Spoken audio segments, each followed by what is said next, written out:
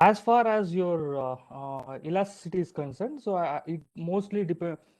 It is going to explain you the strength of a given material. Okay, so how to find the strength of the given material and so on. Okay, so there are two things I think you would have already known. So there is elastic material and also there is a plastic material, right? So what is the difference between these two things? What is the difference between an elastic and a plastic material? So you have already learned these things in your lower, like in your PU or maybe in the high school also.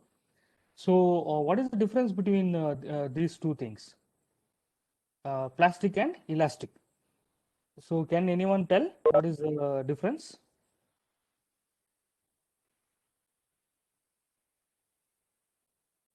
So plastic means like if you apply some load for an elastic material, then normally what happens? It will change its shape, right?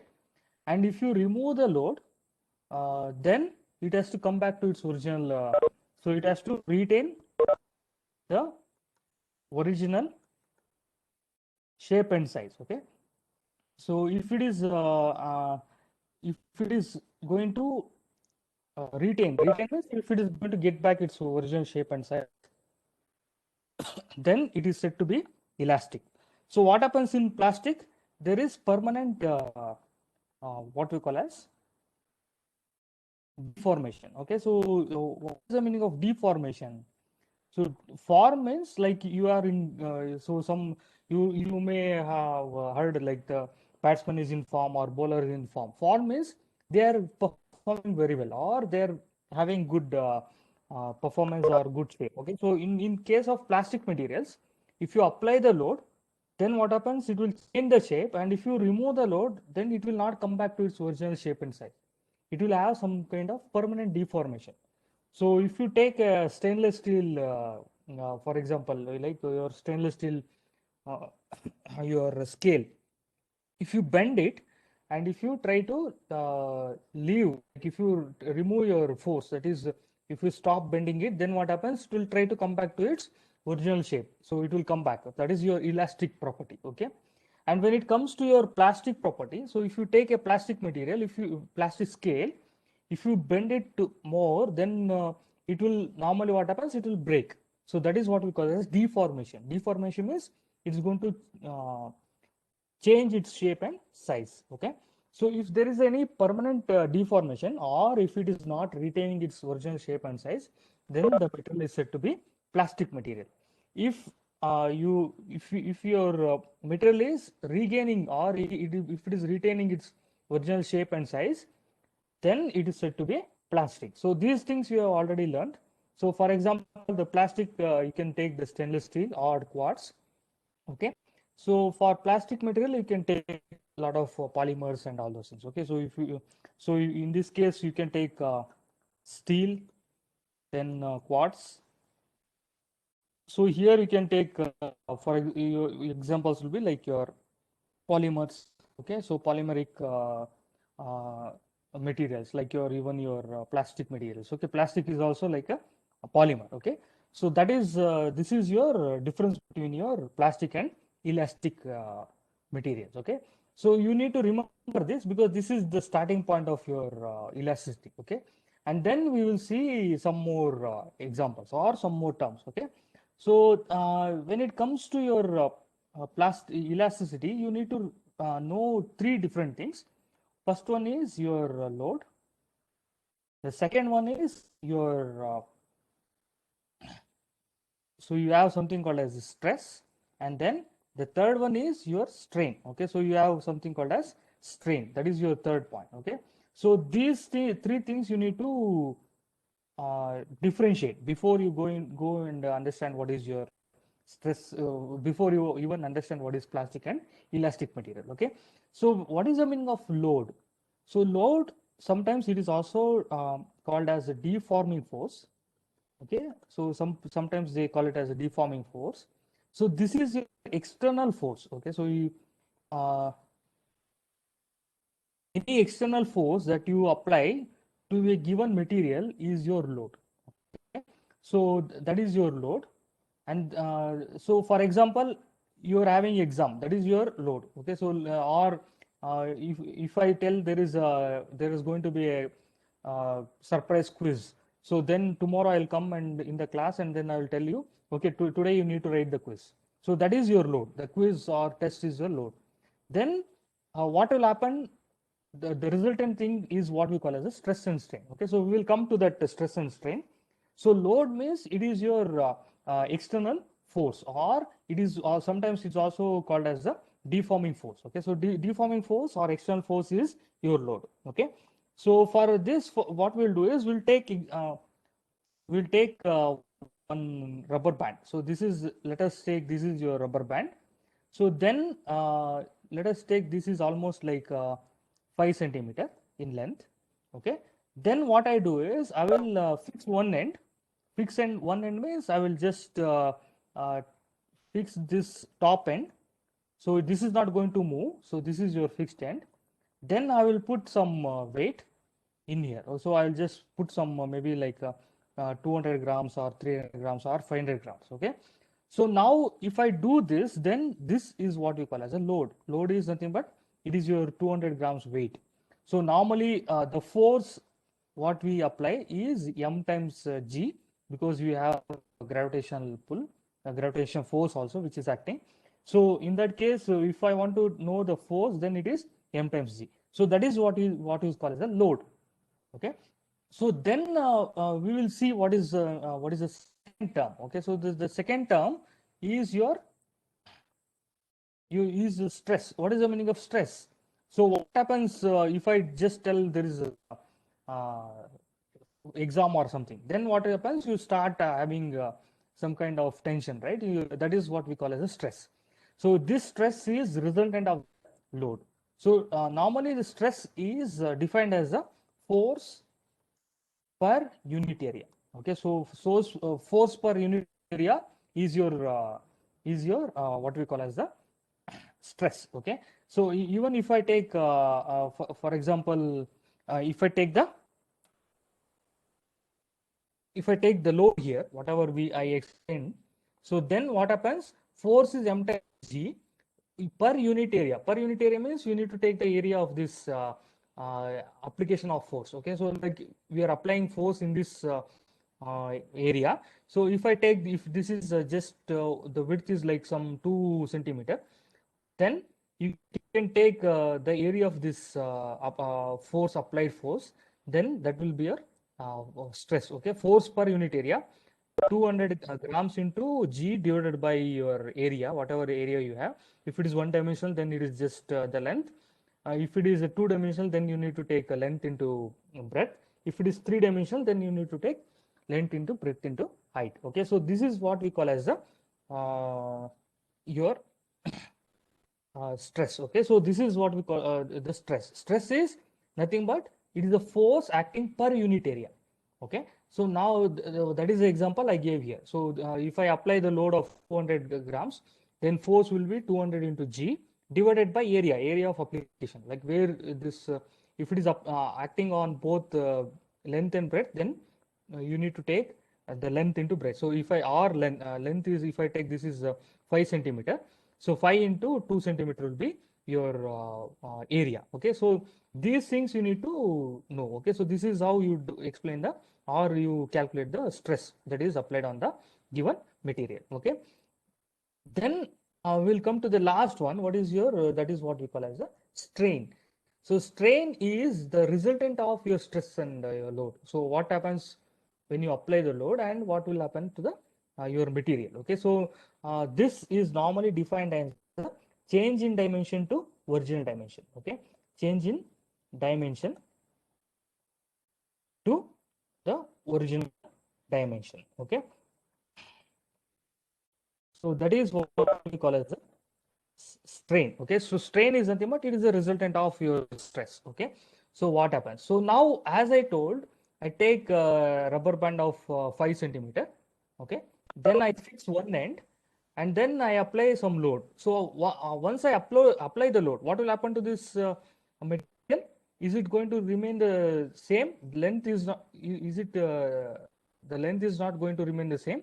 So what normally happens is, So if you take this 5 centimeter initially, then if you apply the load, it may go to maybe something like 5.4 centimeter. Okay, so let's assume after applying 200 milligrams, then what happens? This length is going to increase to 5.4 centimeter. Okay, the total length. So this is your total length.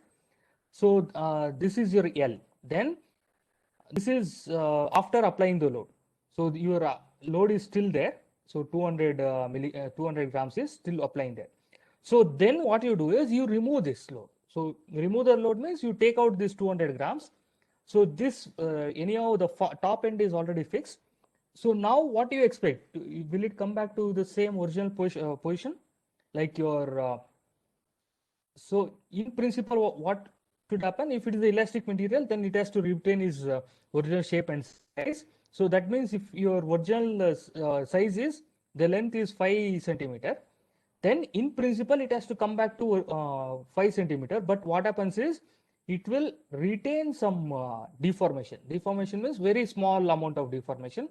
So let us call it is like it will come back to 5.05 centimeter or 5.01 centimeter. Okay, let me take 5.02 centimeter. Then here what happened is you have some extra length of delta L is nothing but 5.02 minus 5, which is nothing but 0.02. Okay, 0.02 is your delta L. So delta L is the change in the length. So what was the original length? Original length is 5 centimeter. Now what is your change in the length? 0.02 centimeter. Okay, so this is what we call as the change in the length or change in the dimension. So this is how you need to calculate the change in the length. So normally what happens? You take, so I'll just explain it again. So you take a 5 centimeter rubber band, then you fix one end. So that means this end is not moving. The other end, what you do, the free end, what you do is you put some load, maybe like 100 grams or 200 grams. So when you put the load, what will happen? This rubber band is going to stretch. So it will go to 5.4 centimeter, for example. Okay. Then what happens? You just remove the load. That means you remove this 200 grams, whatever weight you have put. So in principle, it has to come back to 5 centimeter. Then it is called perfectly elastic. Okay. That means there is no change in length and no change in shape. But most of the times what happens, this rubber band will not come to exactly the same length. It will keep some deformation. Deformation means a change in its original shape and size. Okay. So in this case, it is the change in size. So that means instead of coming to 5 centimeter, the length would remain something like so 5 centimeter is your original length, but it will come back to 5.02 centimeter. That means there is some elongation. So then you calculate the change in the length. Change in the length is u or the length after removing the load minus the length before applying the load. Okay, so 5.02 is the length after removing the load, and 5 is the length before applying the load. So then your delta L is 0.02 centimeter. So this is what we call as a strain. Okay, so strain. Now if I want to explain using the using this formula, then I have to take it as so it is nothing but I need to write it as delta L change in dimension divided by original dimension, that is length. Okay, so this is what we call as a strain. Strain is nothing but it is the resultant of your stress and your load. Okay, so due to some stress, your material will retain some, or it will undergo some change in its shape and size. That is what we call as a strain. Okay, so strain is nothing but change in dimension to original dimension. Okay, so I think these three things you need to remember. Okay, the first one is load. Load is nothing but it is deforming. Sometimes they also call it as deforming force, or this is the external force that you apply for the your material. Okay, so if I take 5 centimeter of length rubber band, if I fix one end, Why I'm taking rubber band is because it is easy for you to visualize. It need not be always rubber band. Instead of that, I can also take a stainless steel rod or stainless steel wire.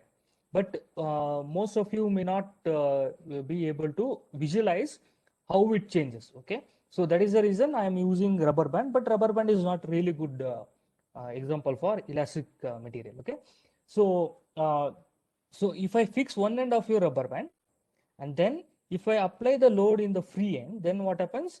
It will change its shape or size. So the length which is 5 centimeter will become more. It will go to maybe 5.4 centimeter. Then you remove the load. So then what happens? In principle, it has to come back to 5 centimeter, but it will stop somewhere at 5.02 centimeter. Okay. So this is the effect of your load. Load is nothing but it is a external applied force. Okay. So this 200 grams is the external applied force. So that will be your load. Then what is the stress? Stress is that it is also called as a restoring force. So the first one is called as the deforming force. Deforming force means it is your external force. So stress is normally your restoring force. Okay, it is called as a restoring force. So this is your internal force. Okay, internal force is nothing but it is developed within the material.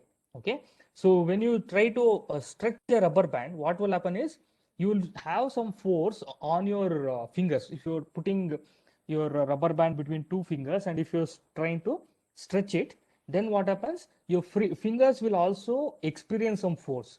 This is nothing but the restoring force of your rubber band, or the restoring force of your original material. Okay, whatever material you're okay. So these things you need to remember. Okay, so stress is the restoring force. So how do you define this? Is this is a force per unit area. Okay, so you call it as force per unit area. That is your stress. So this normally the unit is Newton per meter square. Okay, so Newton per meter square is your unit for your stress. So this, how do you calculate that? Is force per unit area. And if you take this load, so load is 200 grams, and then if you take the width is 2 meters, and if I take area, if I want to consider the area to be something like okay, just so if I take area, if I take length into breadth, then so in this case, what happens? 5 is your length and 2 is the breadth. So centimeter square. So into 10 raised to minus 4. Okay. So that is your area. What is the force? Force is 200 into 9.200 grams. So 200 grams means it will be like if you convert it is zero point 0.2 kgs into 0.98. That will be the force. Okay. Force per unit area. Then that will give the stress which is acting on the your given material. In this case, if I'm taking the rubber band. Okay, so that is your stress. Then what is the strain? Strain is change in dimension to the original dimension. Okay, so that is the definition for strain. Strain is nothing but change in dimension to original dimension. What is the meaning of change in dimension? So as I explained, if I take a rubber band of 5 centimeter, if I put the load, then what happens? It will go to 5.4 centimeter.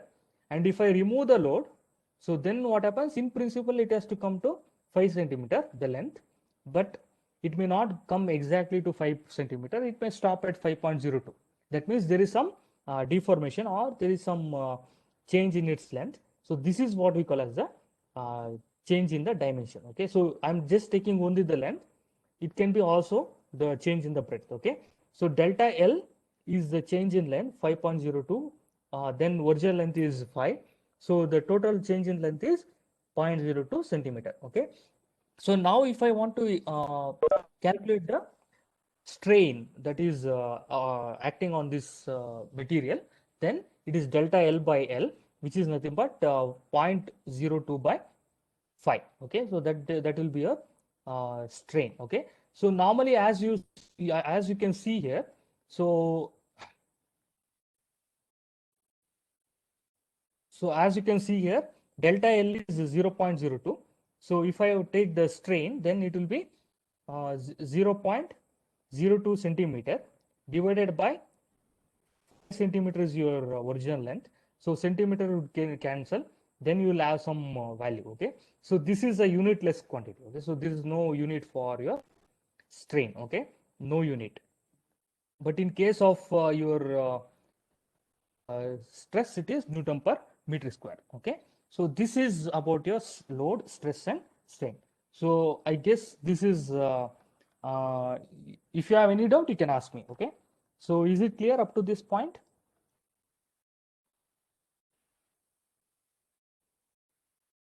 Is it clear? So you at least you should write something in chat or Yes, try sir. It is to. clear. Okay, fine. Thank you. Okay. So I will try to send you all these things. Okay. So you don't have to worry. So as this is clear, I think we can go for the next topic. Okay. So next topic is your. Okay. So next topic is nothing but you will go to the next form of your stress and strain. Okay.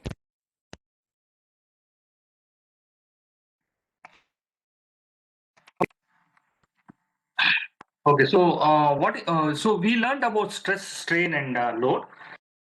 As I took the example of your rubber band, it is mostly one dimension. Okay, so one dimensional means it is uh, either having the effect on length or breadth. Okay, so some cases what happens is it may not be always only one dimension.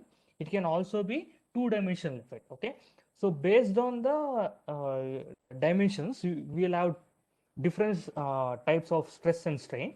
Okay, so if you're so if it is one dimensional, then we call it as a linear or longitudinal. Okay, or tensile. Okay, so then if it is two-dimensional changes, then we call it as two-dimensional means the change in two dimensions. Then it is called as yes,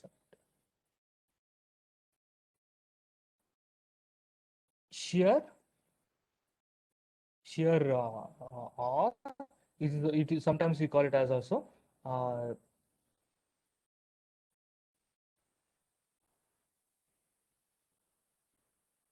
okay. So then the last one is your three dimensional. Three dimension is your volume or bulk. Okay, so you have three different types. If it is the change is in one dimension, then it is normally called as linear, longitudinal, or tensile. And then if it is two-dimensional, then we call it as a shear strain. And then if it is three-dimensional, then it is a volume or bulk strain. Okay, so I will explain one by one, and then it will be easy for you to understand. Okay, so as we took the example of your rubber band, in this case, what happens? You fix one end. Okay, then you are going to apply force only in one dimension. One dimension means you are going to apply force only in the y direction or x direction. So then, so you are going to apply the force here, force by unit area, which is nothing but your load. So then what happens? The changes will be in one dimension, either in the change in the length or in the breadth or in the in your width. Okay, so these are the changes that you can expect in the first case. So this is what I explained by taking example of your rubber band. Okay, so then in that case what happens is you can whatever force is applying, then it is called as linear stress. Okay, the force applying is linear stress, which is nothing but force by area. Okay, so then the resultant there will be a strain. So strain is nothing but it is the change in dimension to original dimension. In this case, if I take the linear or longitudinal strain, then it is change in length to the original length. Okay, so change in length divided by original length. Okay, so this is your this is what we call as the linear strain. So this I already explained in by taking the example of your uh, rubber band. Okay, so in this case what happens? The original length is L, then the change in length will be delta L. So delta L by L is the your linear strain. Okay, and when it comes to stress, it is always force per unit area. So then linear stress is nothing but again it is the force acting per unit area of your material. Okay, so then when it comes to shear strain, or it is sometimes also called as some people also call it as tangential. Okay, so linear shear or tangential strain and stress. So again when it comes to stress is always again you use the same formula, which is your force acting per unit area. And then when it comes to strain, it is a slightly different. Okay, so I will explain you this, then I will write you the I will write the formula. Okay, so in the first case what we did is we took the example of a rubber band, we fix one end and then we try to pull in the other end. Okay, so in this case what we will do is we will take some block of rubber. Okay, instead of just rubber band, let us assume it is I'm taking a block. So this is a solid block. So then what I do is I will fix the lower portion. So this is your fixed part. Okay, this is fixed part. So this is not going to move, this surface is not going to move. So in principle it is a three-dimensional figure, but here it is difficult to draw the three dimensions. So what I do is I will try to just draw the two-dimensional one. Okay, then what I will do is I will apply the force on this top surface. Okay, so when I apply the force, that means I'm going to push this with some force. Okay, so then what happens is it will just change the length. So as this point is already fixed, this is not going to move. It is going to move only in this only in the top layer. Okay, so this is what is going to happen. So this is when you apply the force, then you remove the force. Okay, so this is applied force. Then what you do, you remove the force. Then what happens? So removed force. So once you remove the force, what happens is this point in principle what happens, it should come here. Okay, but it will not come exactly to this point. Instead what will happen, it will stop somewhere here. Okay, so this is a new position after removing the force. The black one is before applying the force, the blue one is when you apply the force. Okay, so once you apply the force, this point is going to move here, but these 2 points are not going to displace because these are fixed. Okay, only the top surface is going to change. Then once you remove the load, what happens, it is not going to come back to its original position, but it will stop somewhere like this. Okay, so whatever is written in the red, that is what we call as the new position. Okay, so then in that case what happens, if you take the original shape, it was like a real rectangle or a square. Then if you take the new position, so I will call this point, let me name it as A, E, and then this is C and D. Okay, C and D are fixed, so they are not going to change. But when you apply the load and when you remove the load, then what happens, A is going to come to A dash and B is going to come to B dash. Okay, so let us assume this change is something like W.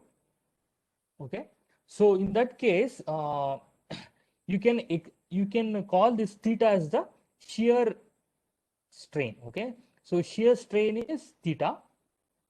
Theta, how do you take it as? You take it as you take the tan theta. Okay, but normally we don't take it as tan theta, we'll just write theta. So just for getting the value for theta, you have to take the tan theta. So as this is right angle triangle, then your tan theta, if I take the length is L, okay, or it is H. So you can give anything, but you need to explain what is H and what is L. Okay, so in that case, if you take this triangle, so from your triangle, whatever triangle is A or D, A dash, so your angle is 90. So this A dash is 90 degree. So from this triangle, then you can explain the tan theta. Tan theta is, how do you explain the tan theta? It is opposite by your adjacent. So then it come as, so if I want to write the theta or tan theta, then it will be something like from the triangle, it will be AA dash by AD. So which is nothing but in this case it will be your W by H. Okay. So this is what we call as a shear strain. Okay. So shear strain is nothing but it is two-dimensional change. It is changing its uh, also there may be, okay. So that is why we call W by H. Your okay, tangential strain. Tangential because we are taking the tan theta. Okay. So this is your shear strain or shear stress. Okay. So this is dimensional change. In the previous one, it was only one dimensional change. One dimension means it was only change in length to original length, which is your delta L by L. Okay. So in the previous one or in the first case, we used to take it is nothing but change in length to original length, which is nothing but delta L by L. Okay. So that is one dimensional change. So in the second one, what is happening? You are having change in two dimension, which is your W and H. Okay. That is what we call as shear or tangential. Okay.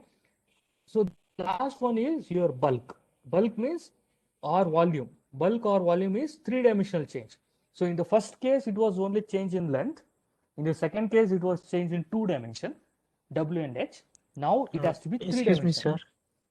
Yes, yes. Sir, in the strain for the 2D, you have written tan theta as theta is equal to A dash by AD. So it should be tan theta is equal to A dash by AD, na sir? Yes, normally it is tan theta, but normally theta is the measure of your shear angle. Okay, so we will consider that as just theta, even though it is tan theta. Normally, when we want to consider the shear strain is given by theta. Okay, so we are not going to take a tan, but you need to know how you get this W by H. Okay, so normally that is why it is also called as tangential. Okay, we are going to use tan theta, but we use only when we write the formula for shear strain, then it is only theta. Okay, theta is the shear strain. Okay, or tangential strain. Tangential strain is theta. So then theta is A dash by AD. But how you get this A dash by AD is because you take the tangential tan theta. Okay. So when you write formula, you take only theta. You are not going to write as tan theta. Okay. So only to make you understand why you get this W by H. So I am going to take this triangle and explain. But when you want to write the equation for shearing strain, you don't write it as tan theta, but you just write it as theta. Okay, is it fine? Okay. Yes, sir. Okay, okay. Okay, so now we'll go to the last one. Last one is your bulk. So bulk means there should be change in three dimension. Okay, so the change in three dimension is nothing but like your you need to have three-dimensional change. So for this, you have to have uniform force acting on all the dimension. Okay, so in the first case, what I did is I took only the length. Okay, the change in the length. In the second case, what I did, I fixed one. I took a cube, then I fixed one end or one surface, then I applied force on the top surface, which is your free surface. Okay, then there was change in width and also change in height. Then that is why it is called as two dimension. Now if I want to talk about three dimension, then what I do is I need to take a uniform material or uniform shape. So like you can take your football. Okay, so if you take a football and then you apply pressure on all the surface, okay, you have to apply the uniform force. Okay, uniform force means it is acting on all the surface, not on only one surface. Then in that case, if it is compressive force, then what happens, right, it will shrink sides, then this will become your tangential force. Okay, sorry, it will become your volume force or bulk force. So as I explained some squares, it need not be always a uh, football or a circle. It can also be a square. So I'm taking a square. So this is a cube, for example. So if I take the cube, then what happens? I need to apply force on all three dimensions. All three dimension means x, y, and z dimension. Okay. So this is your cube. Then what you do is you can either apply the compressive force. Compressive force means you apply force on all the sides, like this. So you have all six faces. So you have to apply force on all the six faces. Then what happens? This is going to uniformly shrink, right? So in that case, what happens? It will take something like this. Okay, so it will look like this. So this is your new cube, which is after compression. Okay. Okay, so I think it's not that good, but okay. So this is a compressed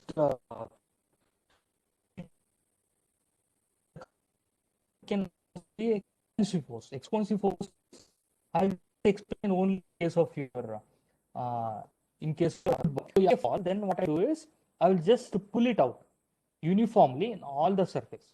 Okay. So if I pull out, then what happens? In the previous case, when I put pressure, it got compressed. Now it has to elongate. Okay.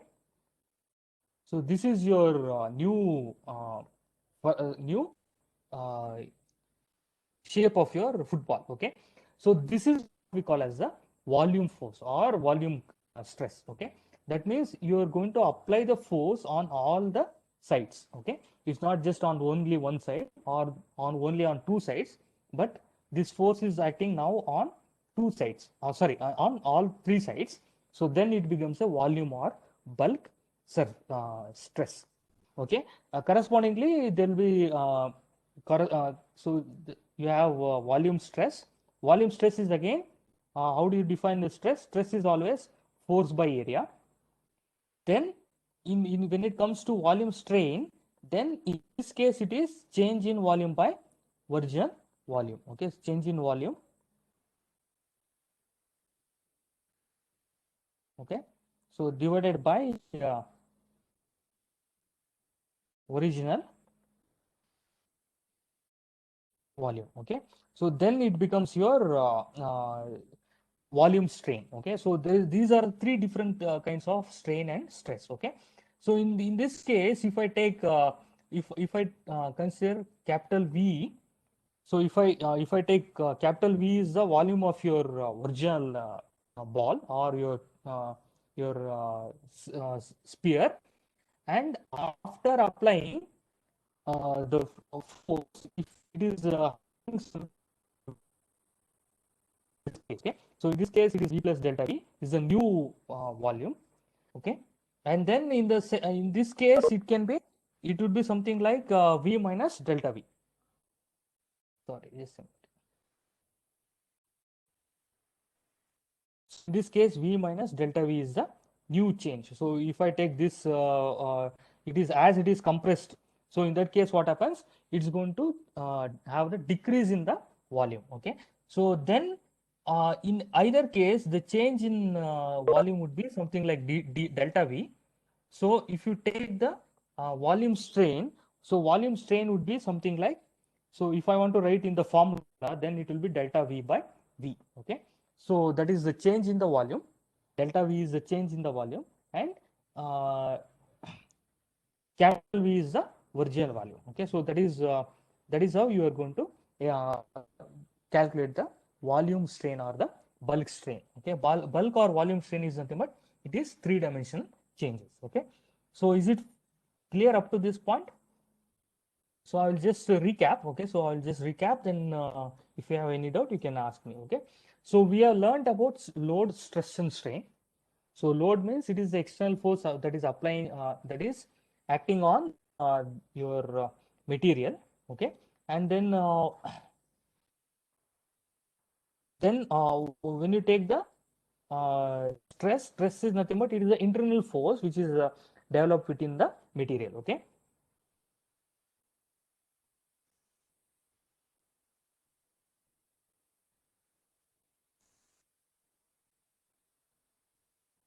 So just a minute, okay.